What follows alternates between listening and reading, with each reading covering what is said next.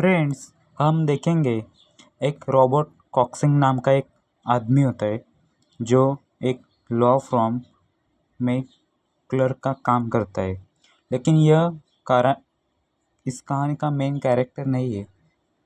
अभी हम आगे देखेंगे। फ्रेंड्स, ये जो ऑफिस होता है वो वॉल्टर हाउ और जेम्स हाउ का होता है।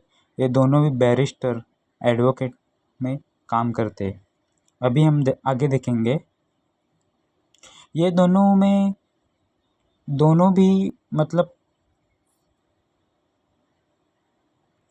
स्ट्रिक होते हैं अपने काम से और अपने वर्क से और क्लाइंट से भी। ये दोनों भी पार्टनर्स में काम करते हैं। ये दोनों भी बैरिस्टर है जो वकालत करते हैं। तो जुलाई का महीना चल रहा था दोस्तों, और इस ऑफिस में एक वुमन आती है। उसका नाम है रूथ हैनीवेल। रूथ हैनीवेल एक वुमन होती है जो ऑफिस में आती है। इस ऑफिस में फल्टर नाम का एक जूनियर क्लर्क काम करता है और उसे ढूंढने रूथ हैनीवेल आती है, उसे मिलने के लिए आती है। लेकिन दोस्तों, उन दोनों का कुछ मतलब अलग ही चक्कर चल रहा था। लेकिन उन दोनों ने एक दिन प्लान बनाया। वैसे तो दोस्त, ये ऑफिस के खिलाफ था किसी को मिलने देना, लेकिन वो वुमन है, वो बहुत परेशान होकर ऑफिस में आती है फल्टर से मिलने। लेकिन रॉबर्ट कॉक्सन जो है, उन्होंने इस जूनियर क्लर्क फल्टर से मिलने के लिए उसे परमिशन दे दी। देखो फ्रेंड्स, अभी रूथ हैनीवेल और फल्टर उन दोनों का क्या चक्कर चल रहा है, ये मैं आपको बताता हूँ। रूथ हैनीवेल का हस्बैंड होता है, वो बहुत शराब पीता है और उसे परेशान करता है, तो वो उसके बाद फल्टर के पास आती है। फल्टर और रूथ हैनीवेल दोनों को भागने का प्लान बनाते हैं। दोनों चालाक से भागने का प्लान बनाते हैं और रूथ हैनीवेल तो परेशान होती है और फल्टर एक जूनियर क्लर्क जो अट्रैक्शन के नशे में रहता है। और फ्रेंड्स, फल्टर ने एक प्लान बनाया। रूथ हैनीवेल को बताया कि रात को तुम दोनों बच्चों को लेके रेलवे स्टेशन पहुंच जाओ, मैं उधर आता हूँ।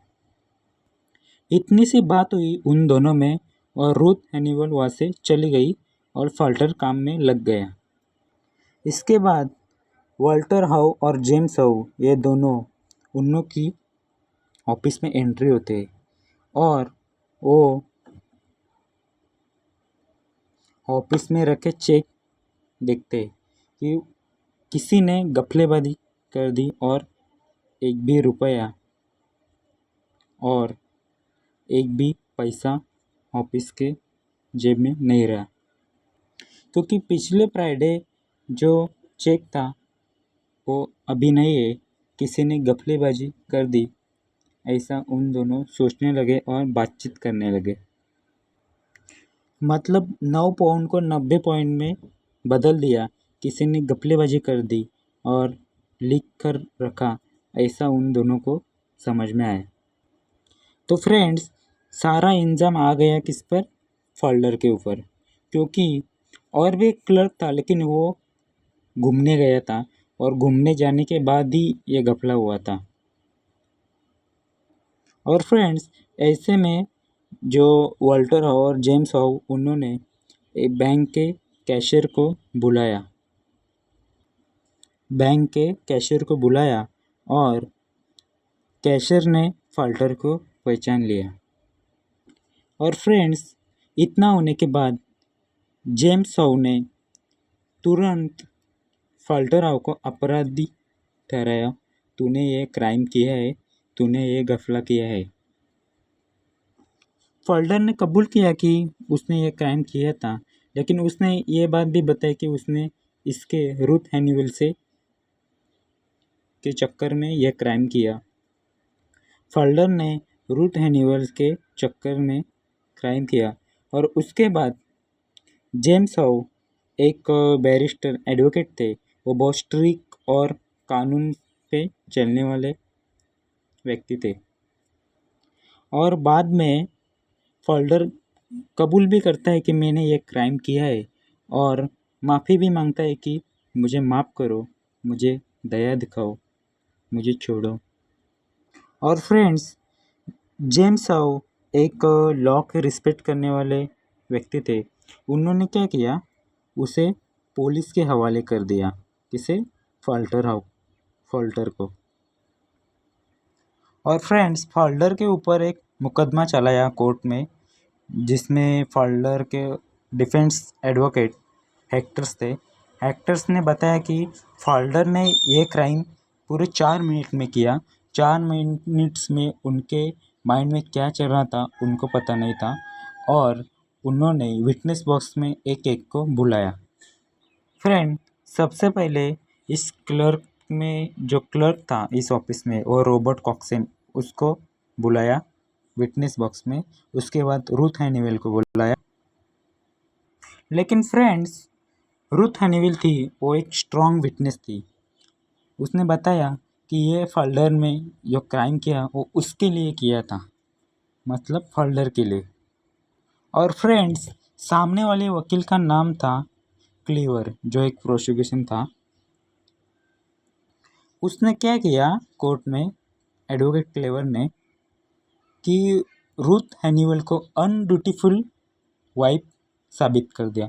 पूरी उसने ताकत लगाई और कोर्ट को मतलब बताया कि अनड्यूटीफुल वाइफ है, उसने हस्बैंड को छोड़ा है, उसने और किधर चक्कर है, मतलब पूरी ताकत लगा के अनड्यूटीफुल वाइफ उसे साबित किया, क्योंकि वो मानने के लिए तैयार नहीं थी।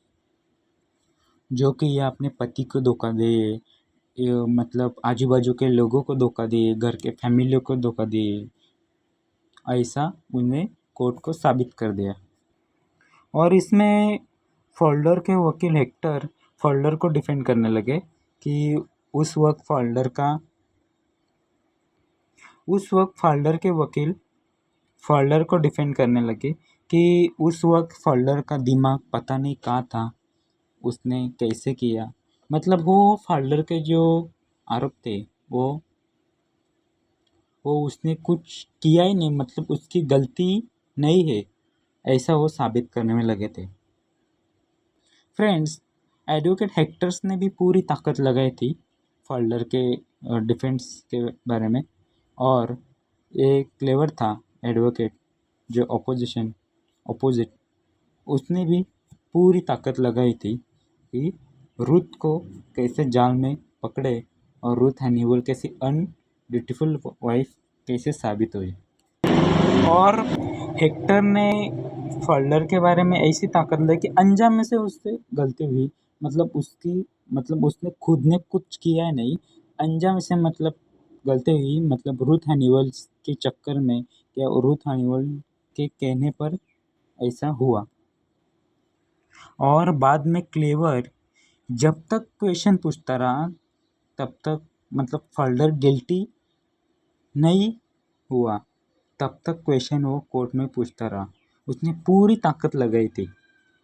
और उसके बाद जूरी को फैसला सुनाना था और जूरी ने ये साबित कर दिया कि फोल्डर गिल्टी है और उसने क्राइम किया है और उसने सोच समझ कर ये क्राइम किया है रूथ के साथ।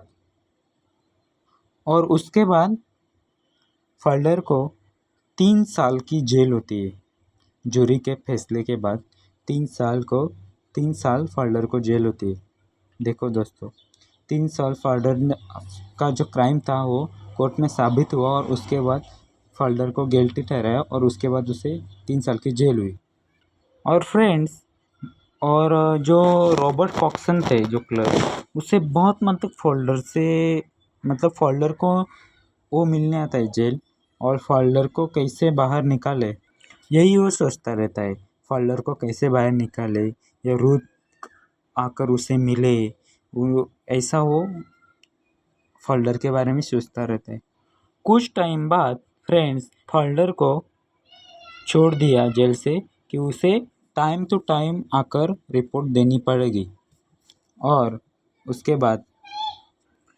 बाद फ्रेंड्स, जो रूथ हनीवेल थी वो एडवोकेट वॉल्टर और एडवोकेट जेम्स उनको मिलने गई और फल्डर को बीच बचाव करने लगी। मतलब फल्डर की ये खुद की गलती नहीं है।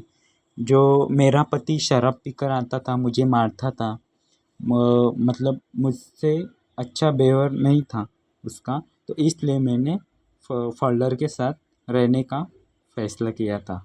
ऐसे वो मतलब फल्डर को बचाने लगी और वॉल्टर और जेम्स को मतलब माफ़ी मांगने लगी। मतलब रूथ हैनीवेल रिक्वेस्ट करने लगी कि फल्डर को फिर से काम पे लेना चाहिए, उसे फिर से रखना चाहिए, उससे गलती हुई, अभी फिर से वो ऐसा नहीं करेगा। और जेम्स और वॉल्टर ने दया दिखाई। उसके बाद रूथ और फल्डर दोनों एक कमरे में मिल रहे थे। तो उसके बाद एक पुलिस ऑफिसर उधर आया, क्योंकि फल्डर को टाइम टू टाइम साइन के लिए कोर्ट जाना पड़ता था, लेकिन उसने 2-3 बार गया नहीं।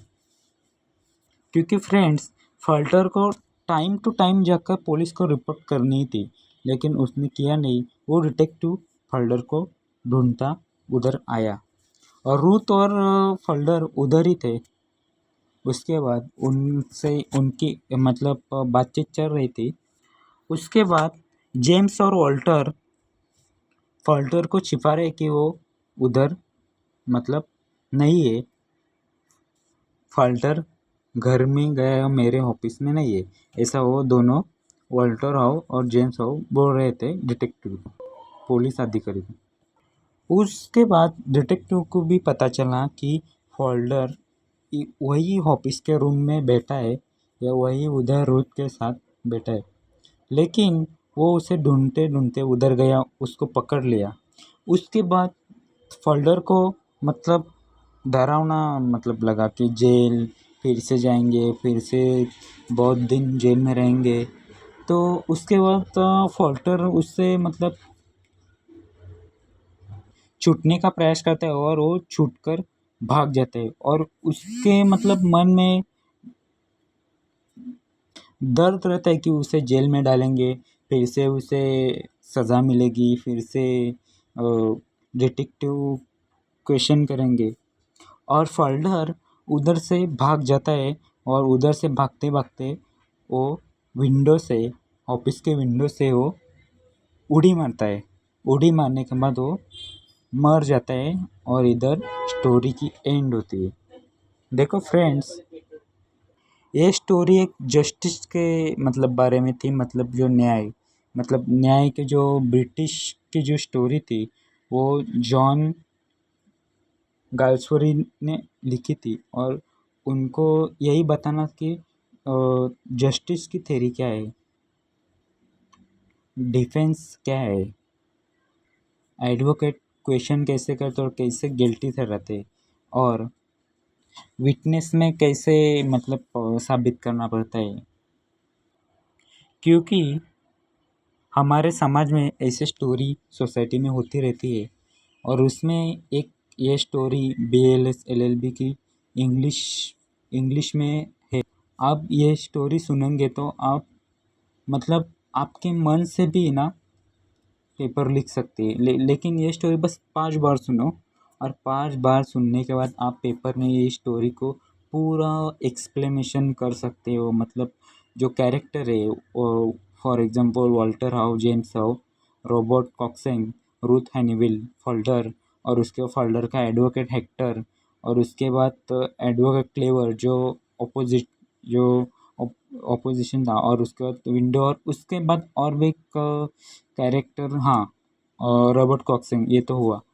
ये सब आप मतलब कैरेक्टर बना के आप स्टोरी को एक्सप्लेन करके आप लिख सकते हो। आपको 3-4 बार इस स्टोरी को सुनेंगे और हमारा जो लॉ का किताब है उसमें पढ़ेंगे, तो हम इससे इस स्टोरी के फैक्ट्स और इसका इंट्रोडक्शन और उसके कैरेक्टर से हम स्टोरी लिख सकते हैं और पेपर में अच्छे से मार्क्स ला सकते हैं। तो चलो दोस्त, सब्सक्राइब करो माय यूट्यूब चैनल को एंड लाइक करो बेल आइकन को। Thank you so much.